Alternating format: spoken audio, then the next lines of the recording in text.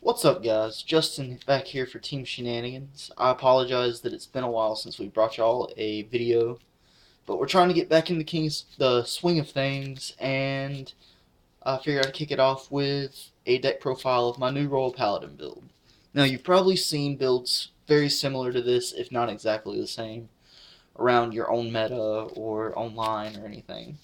But I figured I'd bring you my unique build, as unique as you can get in Vanguard, and see what you guys think. If and maybe I can help anybody out looking to find the right balance or whatever with the grade ones and twos. Because this build is, since there's so many good cards, there's so many good twos especially. It's kind of difficult to figure out exactly what you want to run. So anyway, let's get into it. We'll start with the grade threes.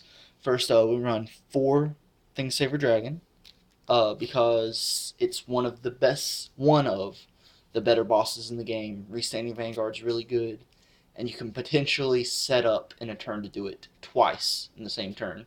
So it can be a devastating finisher, and sometimes if your opponent has a perfect guard, instead of going into Saint Blow for the game finisher, sometimes it's better to go into Thingsaver, especially if they're at 5, because it kind of makes them really decide when exactly to use that PG and hope they have enough shield in hand to guard an extra attack. So my backup grade 3 is going to be Altmile, 4 of him, because I still am more comfortable running eight threes to make sure I don't misride. Even with G assist, I'd rather not G assist. So if I were to cut another 3 for an extra 2, since my grade 2 lineup is so tight, it would be an Altmile just because he is searchable with the Stride Enabler. But anyway, if you don't know, Altmile's skill is GB2. All your front row get +5. Now that's not as useful right now until we get Blizza to kind of kick that off early game, but it's still a decent late game skill if you're on him and you can't stride anymore. If you already strode twice, then he can really, because he also applies the +5 to himself, so that's pretty useful.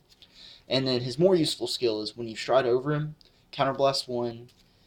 Uh, you can choose to superior call 2 units from your hand in case you don't have the targets on the field, and then you give 2 targets on the field +5.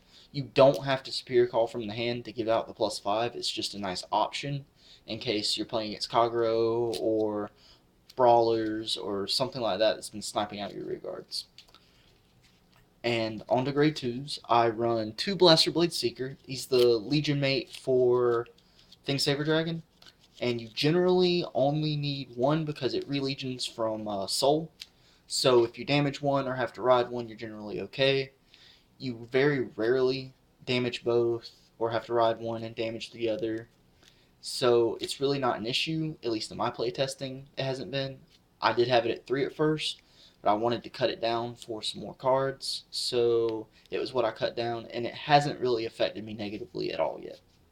And then next on the grade 2s is 3 Knight of Fragment. He is the pseudo 11k attacker. It's a generation break 1, so you're not hitting for 11 early game, but you generally stride before you do anything else. Once you hit grade 3 and your opponent's at grade 3, as soon as you can, you stride to go into the blade to try to set up a swordman play. So we have 3 Knight of Fragment. As long as you have another grade 2 on the field, he becomes an 11k, and he gets the ability to where if he hits the Vanguard, you soul charge 1 and unflip a damage. So it really helps fuel your Thingsaver plays right here. Helps build soul, helps unflip damage, because you do use a lot of counterblast in this deck. So next on the grade 2s, we run 2 Swordme. He is the best grade 2 in the deck, and I haven't been able to get a hold of a third copy, but if I did, I would take out 1 Knight of Fragment for a third Swordme, because he's just busted. So busted.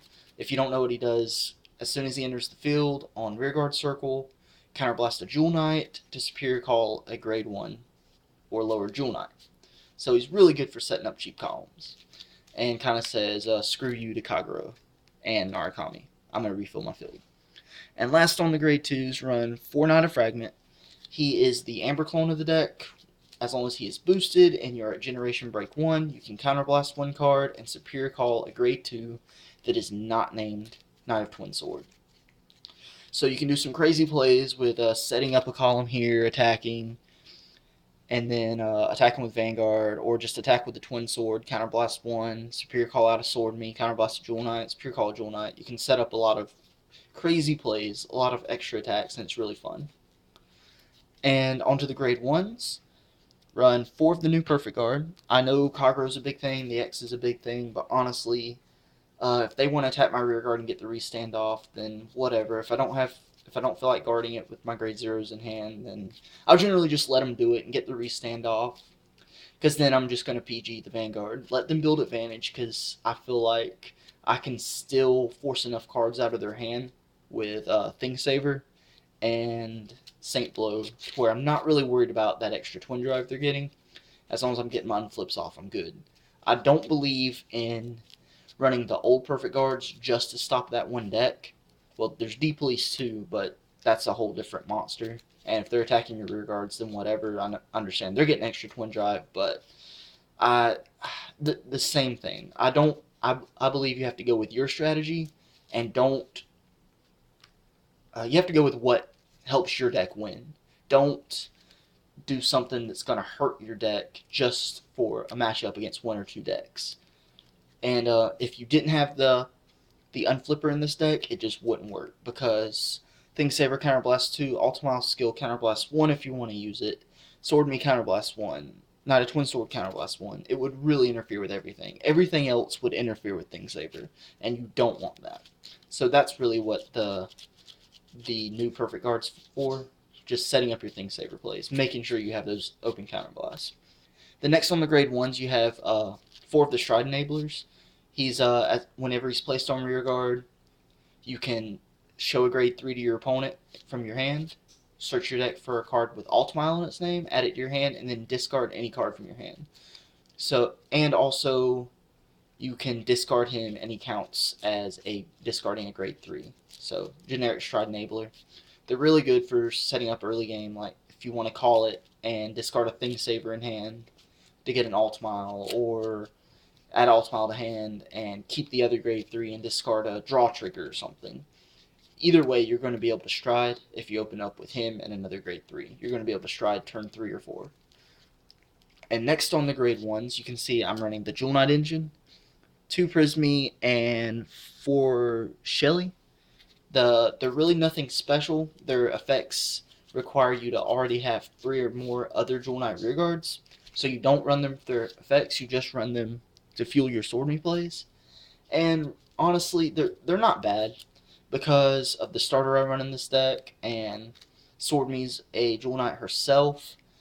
You can typically have Shelly as a 10k attacker a lot of times. You generally never get Prismy's effect off, but it's just there as an extra Jewel Knight.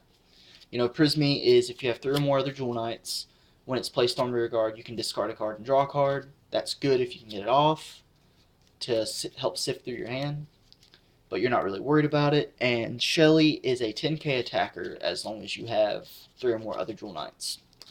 And then my trigger lineup is your standard 4 heal, 8 crit, 4 draw. You have to run if you're running Sword Me, you have to run the Jewel Knight triggers, but you still have to run Margals to support your Thing Saver plays. And then my starter is Jewel Knight Tiffany, because there's really no other. There's other good starters. You don't run File in this deck because you only have 2 Blaster Blades. I don't like the 4K guy, move to soul, discard a card, draw a card, because it's technically you're not getting anything out of it. The starter out of the trial deck would be my next choice, and if you don't like Tiffany, I would suggest you go with that. But my problem with that is everyone likes to pop your starters, and I would rather get something off my starter. And I can use her early game to pump up a column. If you don't know what her skill is, it's Mover to Soul, doesn't cost anything, and you give 2 Jewel Knight rearguards plus 3,000. So it can be used for late game if you have a Shelly or 2 Shellys and 2 Knight of Fragment on the field. That's a 21k column. Or if you just have a column with Shelly and Sword Me, or Prismy and Sword Me, put both the powers on them, and then that's a 22k column. Swinging in for big numbers, big numbers. And she's a 5k base, and she can help fuel the early game plays to help get your Prismies and Shellys off. And that's it for the grade 1s. And of course for the G-Zone, you know, like any other Royal Paladin deck, you run 4 Saint Blow and 4 Gablade right now. Later, after set 2 comes out, 2 of the Gablades will be coming out for the Damage Inflictor, just because you don't need 4 Gablades. And I like the way the Damage Inflictor works. I'm already running the Unflipping PG, and it just adds a different strategy to your game state and gameplay. So anyway, guys, that's been my new Royal Paladin Altmile Thingsaver Jewel Knight Extravaganza deck, whatever you want to call it. And stay patient with us. We got some more videos coming up. We're really going to stick with it this time because I didn't want to quit, but I ran into some problems with our recording device. So anyway, guys, thanks for watching, and this is Justin for Team Shenanigans signing out.